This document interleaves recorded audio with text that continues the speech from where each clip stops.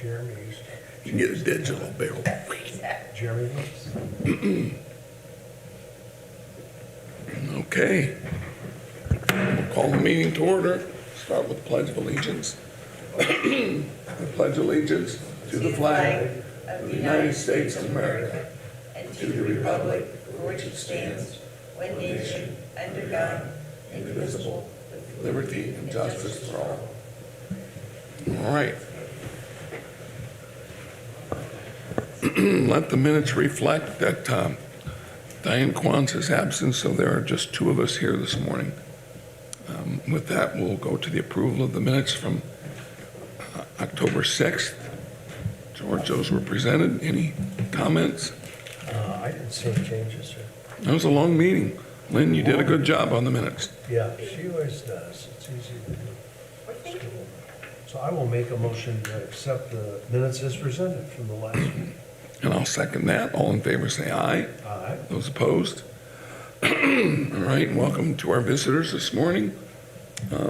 Lynn, any reports, oral or written? I don't have anything. All right, good. Well, then with that, no unfinished business. Let's dive into new business. And first item of business is opening bids for the Sheldon Street improvements. We received one bid from G&G Hauling and Excavating. I hope I didn't cut into anything I shouldn't have cut into.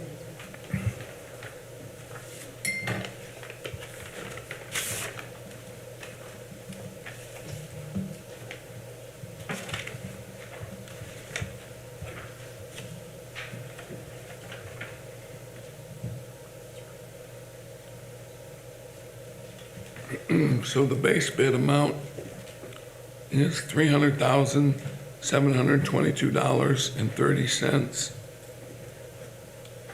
And there's an alternate bid. Total, this is the total of the alternate bid. It's $457,920.73. Could you repeat the first, the base bid? The base bid is $300,722.30. The alternate bid is $457,920.73. So with that, I would ask, do you want to take a look at it and then we can, Yeah, we'll take a look at it. Just to clarify, so the alternate was just bid for just the alternate, so That's the way it it wasn't a appeared to me. sum of the two. That I was think you just, can look at it. okay, I'll look at it and verify. Jeremy and I can look at it. We may or may not circle back with, we'll come back with a recommendation of whether we want to look at it closer or think Okay. that we might have everything. At the end of the meeting here? Or, Redevelopment Commission order, so they'll approve the bid, the contract at their next meeting if okay. Okay, so So, we but just the need to Board of take Works, these. Board of Works would make a recommendation. No. Okay. All right, there you go then.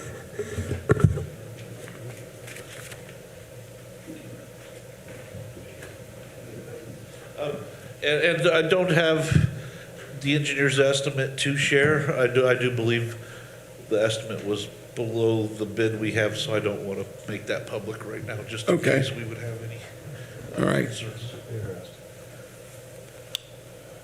All right, item 2.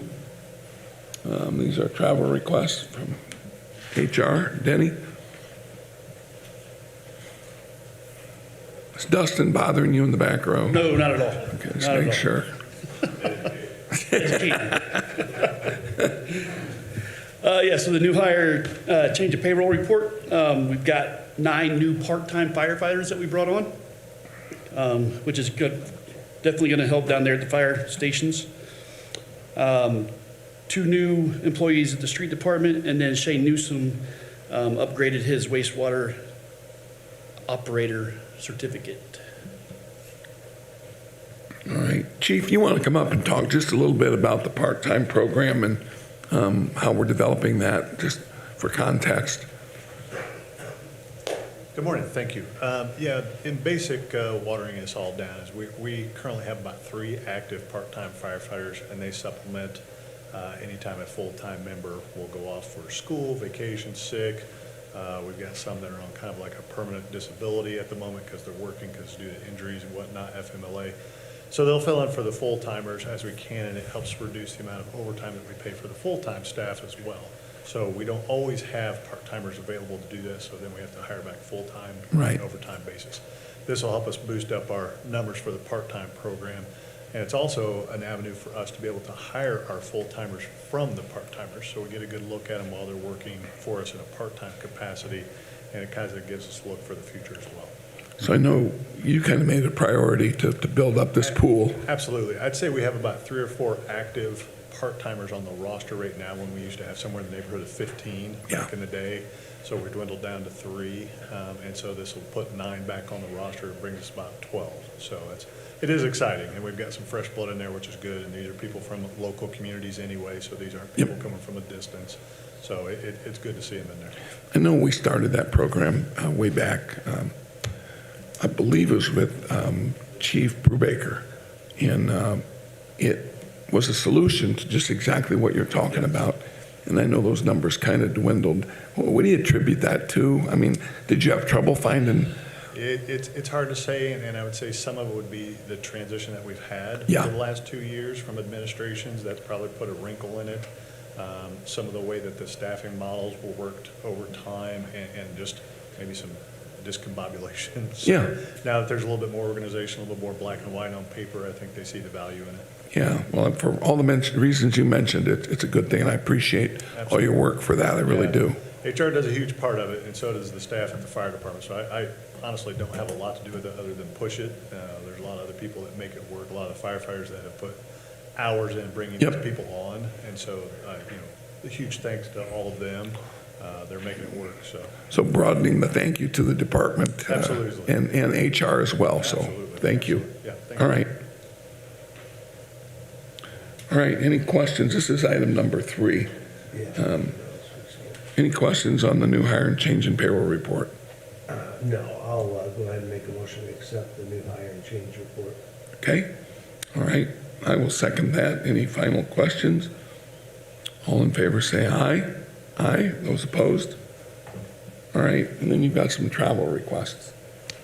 Yeah, we've got 5 requests from the police department, 3 for Officer Vanderhart, 1 for Officer Smith, and then the Central Square Conference down in Dallas for our senior administrator, Angie Howard. And then the last one is for Donald Peterson for stormwater to become a certified inspector. Okay. Chief, any comments on these trainings? I know it looks like they're all down at Plainfield at the academy.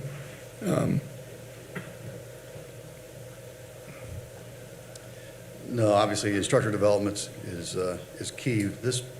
These 2 officers are 2 of our younger instructors, so this is vital for law enforcement, not just for us, but obviously statewide.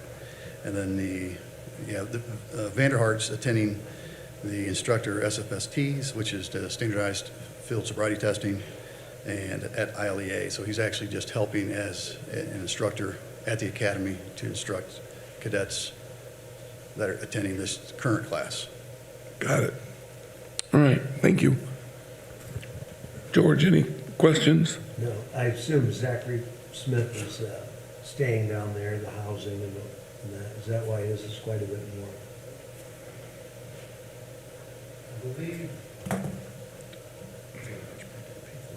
Yeah, I believe they're staying in the same facility. Oh, I see, it's probably. So just the one officer's just showing that on Yeah. his report. He's got the one that. You know what it looks like?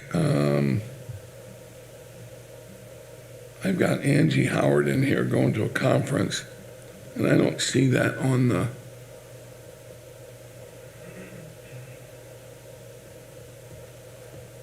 I think that got skipped, because she's the first, I got it. Yeah, I did not see that on. but it's not on the, It's not on there. it's not on the report, the travel request report. So I know Angie is going, Joe, that's the one I got. yeah, it's not on this one that was, Oh, yeah, by golly, it is. It's sitting up at the top.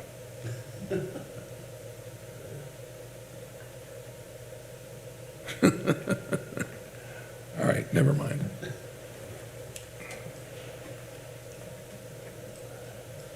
All right. So Angie's going to Dallas. I swear that wasn't on there. I think that, did you guys update that? I'm aware of. All right. It may not, did you have it on yours? See, it's not on these. Well, yep, there it is, right there. Oh, yeah. It's in invisible ink. No, it's in a bigger, yeah, it's in a bigger space. All right, so that's the one that's significant amount of dollars. And talk a little bit about that Central Square Conference. Yeah, so our senior systems administrator, Angie Howard, will be attending this conference. It's obviously in Dallas, Texas, but this is, the Central Square is the software that we use for the countywide data management system collectively. It's, we're forever, it's updating, the software is updating, the technology is changing, but these resources that Angie has made while attending these courses and the education she's received in the past, this is the only location she can go to get this specific training. There's nothing local. So it is a costly travel and expense, but it's certainly, we believe, well worth it for what she's able to bring back. And Central Square, I mean, that's collaboration with the county. Does Angie do the maintenance of that software or our portion of it? To a certain degree, on our end, yes. Okay, It is the county software, they maintain it through, but certainly there's, just to keep it up and running in all of our squad cars, at all the workstations, all the computers, terminals throughout the police department, she and now Nick are tasked with that responsibility. right. So this is basically the database. This is everything you guys need as you pull something up. Yeah, this is everything from as small as our parking, tickets, to, traffic, to calls for service, everything we do Yeah. funnels through the system. Okay, Sounds important. yeah, This is shared by not only all the local law enforcement agencies, but county. with the county and the prosecutor's office. So everything's basically obtainable through this database. Got it. All right, appreciate that explanation. Thank you. All right, George. Well, I will make a motion that we accept the travel request as presented. I will second that. Any further discussion? All in favor, say aye. Aye. Those opposed? All right, thank you. Thanks. All right, item 4 is a planning department of permission to apply for a couple grants for the Public Arts Commission. Yeah, so this would be permission for the Public Arts Commission to apply on behalf of the city for 2 grants. They would use the funds that they recently received from the state Creative Convergence grant program for $10,000. They would use that as leverage to help gain some local support for a national call for an artist to do a community collaborative project here locally for a permanent art installation. So that's the idea. So we would ask that the Arts Commission be able to apply for a grant from the Community Foundation as well as the KCCRVC Commission, which is the tourism board. So please let me know if you have any questions about that. So the application was presented, but it's not been filled in. I was looking for the amounts that were being applied for. Any guidance on that? Yeah, so KCCRVC, I believe, and it was just discussed in a meeting, it hasn't been ironed out yet, but I believe they were going to try to request 20,000. And from the Community Foundation, I believe it was 10 to 15. Okay, so that hadn't been set in stone, but that'll be part of that application. And you say that was for art installation? Correct. Permanent art installations? Yeah, so the funds would be used to help facilitate that permanent art installation. The Arts Commission would put out a national call, select an artist, and then they would come and work with the community on our project for the community. And all this was kind of stimulated by the Indiana Arts Commission Creative Convergence Project. We received money from them, a grant from them in the amount of $10,000. So that's kind of been the catalyst for all of this. Yeah. In a very good way. So, questions? No, I'll move we approve the permission to apply for the grants as presented. All right, I will second that. Any further discussion? All in favor say aye. Aye. Those opposed? All right. Item 5 is the Lincoln School sidewalk project, construction inspection pay app. Before we go to that, I've asked Justin and Aaron to talk a little bit. There's been a few issues along the way with several locations as far as trees. There's also one very prominent tree that's been in the discussion, and I think we've got solutions to all of those situations, we're looking at solutions, and I would ask Aaron and Justin to talk about some of the challenges and how we're going to overcome those. Yeah, so first I want to thank the Times Union for the story they did to cover this tree as it came about. We were contacted by a homeowner who was concerned about potentially losing a large sycamore on their property. From day one, when we received that information, we reached out to our consultants to first halt the removal of that tree and then see what solutions were available to us at that time. So we've been working on potential solutions since last week, and we believe we have some viable options.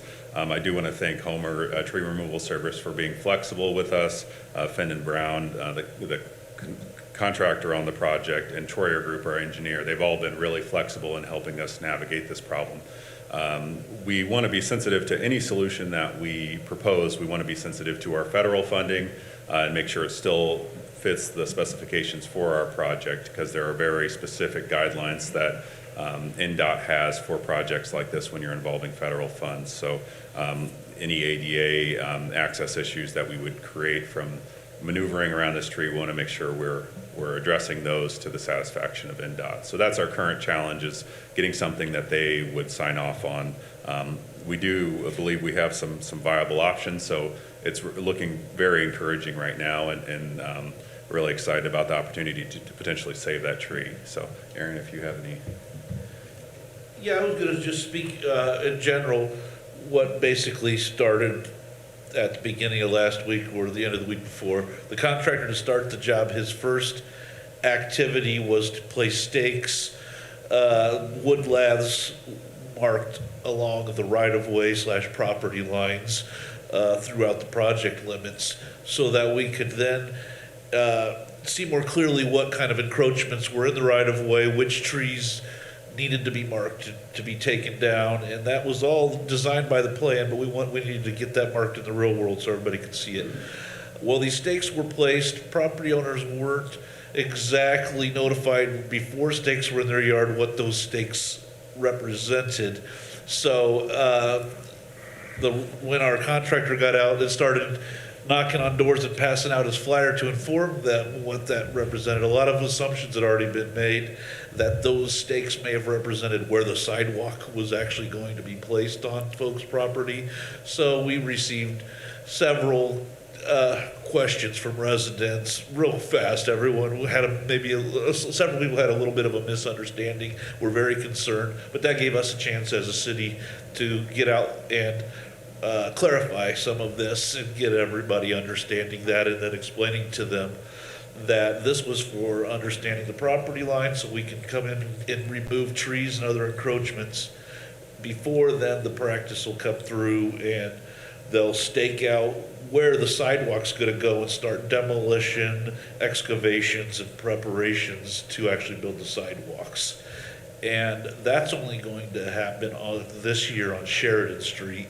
They're getting the trees removed from the full project limits over the rest of this week, and I believe they're hoping to be mostly through with that. And then they may have to come back later if we found some of these that still might be an encroachment that we weren't able to avoid. But then Sheridan Street will get the sidewalk construction starting later this week or into next week.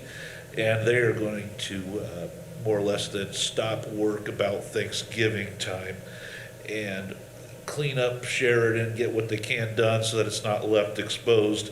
And then they're going to demobilize until sometime in March is the current plan, and then come in, and that's when you'll see full-blown heavy sidewalk construction going on along the streets. So a lot of the residents that have questions that aren't on Sheridan, we have time to still talk to them and make sure they understand what the impact to the project has to them. We're trying to focus on getting everybody on Sheridan, including the large sycamore tree matter resolved as soon as possible, so that they can carry forward with constructing the solution there this year.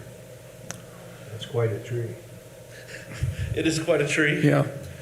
So as far as the solution for that specific tree, you have the engineering firm looking at that solution, and you guys are feeling Yes. pretty good about it. Yeah, that is that's an urgent issue that's in their lap right now. We don't want to jump the gun on sharing the details of the solution until it's been fully vetted as a viable solution, and we need to make sure our partners at NDOT agree that it's still within the scope of the project. It doesn't exceed the scope or de-scope and not accomplish the full intent of the scope. So your timeline on that solution, I think you were talking maybe this week, we'll have a good I idea. really think we should have a good idea this week. Worst case, I think early next week we will have what the actual design is, what it might be, the cost implication of the solution, and be able to make decision on moving forward with that. All right. Anything else to add? No, just it's a project. It's shown that we have a lot of very interested residents in this neighborhood. It's an old neighborhood. A lot of people have lived there many years, and you can tell they're very fond and encouraged to understand what exactly all is happening in the Yep. neighborhood, which is a good thing. So, Yeah, and at the end of the day, the project, we're all certainly fully supportive of this project that's been going on for, 4 years? As far as from when we got our original award from NDOT. There's been, actually had to rebid it a couple times, so it's been down a long pathway to get to this point. And I very much appreciate the work you guys are doing to work through these final solutions. Like I said, I feel confident we'll be able to make this work. But again, as you suggest, let's wait till we get the final report back. Sure. And our residents all seem to very much understand the goal of providing nice sidewalks for ultimately children to travel to and from school, but the whole neighborhood and the whole community gets to enjoy these Yeah. sidewalks. It's obviously a safety concern, and that was the original intent of the project, was to use the old term, safe routes to school. So, Exactly. all right, thank you. So Justin, you're asking for a Yeah, so this is pay up number 4. Yeah, pay up number 4, and this is for construction inspection services, which we're into the project now, so we'll be seeing these regularly invoiced. So this one's in the amount of $2,703. And I'll move we approve that pay app as presented. I will second that. Further discussion? All in favor, say aye. Aye. Those opposed? All right, thanks, Justin, for your work. Chief, or no, I'm sorry, Joel. Unless there's a promotion. Good morning. On September 1, this board approved the application of a grant for the Comprehensive Hoosier Highway Injury Reduction Program grant, or CHIRP grant, through Winona Lake and the Kosciuszko County Traffic Safety Partnership. We received information that this whole grant received $177,000 for the county. Our portion of it, and I have a typo in my letter, is actually $49,000. This is almost double what we normally receive. 18,000 of that is for VSET, which is set for traffic on US 30 specifically. So very excited for it. Non-matching grant, I'm just asking permission to accept the grant and participate. Joel, I noticed that this is to pay overtime to enforce seatbelt, child restraint and impaired driving laws. So is that out on the highway, or is that locally, or? So a portion of it is specifically for US 30. Good. The other half can be spent throughout, or the other portion can be spent throughout the city. And that would be for seatbelts as well, also for speed as well, For what? and for following school buses. Oh, got it. All right, great. Thank you for that clarification. Questions, George? No, I'll move we approve the participation with our portion being corrected for Captain being, 49,000. yeah. Great. All right, thank you. Thank you. All right, is there a motion to approve? So moved. All in favor, say aye. Aye. Those opposed? Thank you. All right. Lynn, no special No claims. special claims. And the Board of Works, the docket it has been presented. Any comments, I didn't see anything in there. corrections, questions? One question answered already, so I think, unless you saw something in there. Nope. All right, I'll move we approve the claims dockets as presented. all right, I'll second that. Any further discussion? All in favor, say aye. Aye, those opposed? All right, great, thank you. Any other items to be carried forward? All right, questions or comments? All right.